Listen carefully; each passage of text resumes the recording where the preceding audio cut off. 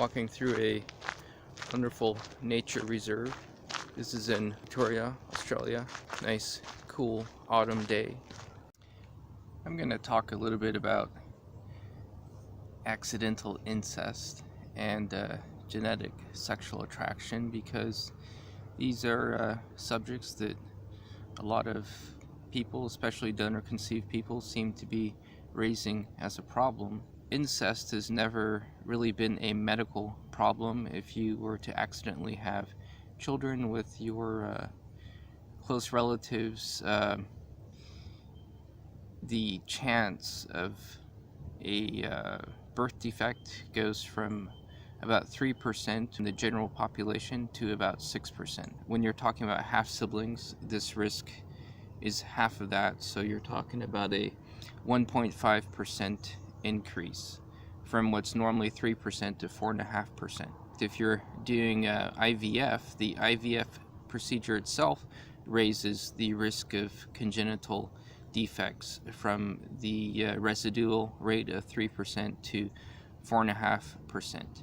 And doctors generally agree that, this is a acceptable level of risk if you're dealing with infertility, for example. The actual statistical chance that you're going to meet someone is very low about accidental incest. It was a problem with a fertility doctor in the Midwest of the United States who was inseminating patients with his own sperm. His children, who happened to all live in the same area, of course, because they were all from his patients, were concerned they might accidentally meet someone. So you see, the problem here is dishonesty, and also the narrow geographic area in which this doctor was operating.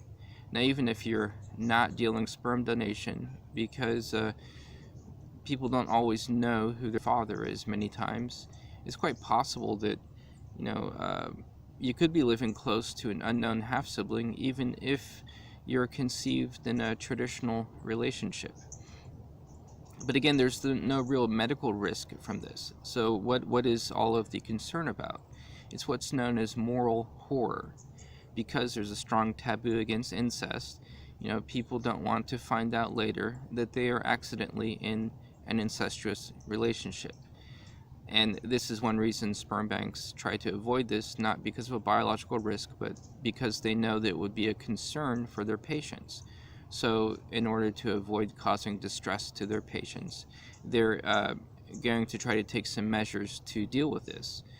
But of course, the real problem is that some person at the sperm bank is substituting his own sperm for the sperm that you are theoretically getting from an anonymous donor. So this is largely a problem to do with clinics, because their donors are anonymous, and because, of course, you have no control what this doctor is doing while you're under anesthesia, undergoing an insemination through IVF.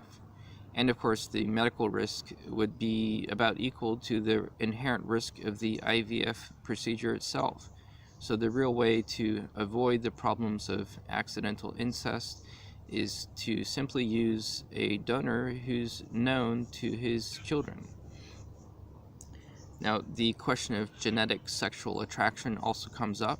This is a theory that somehow people would have an increased attraction to their own relatives.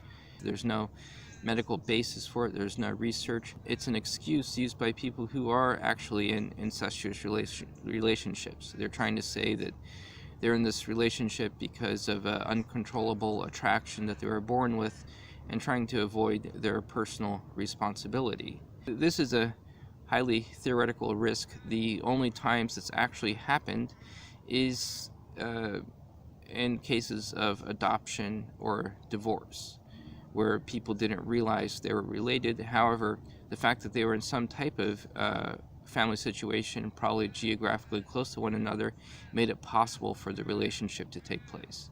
So this is simply not a concern for people who are using a private sperm donor. And if you are in fact worried about this, you can just do a genealogical DNA test if you're concerned to remove this concern.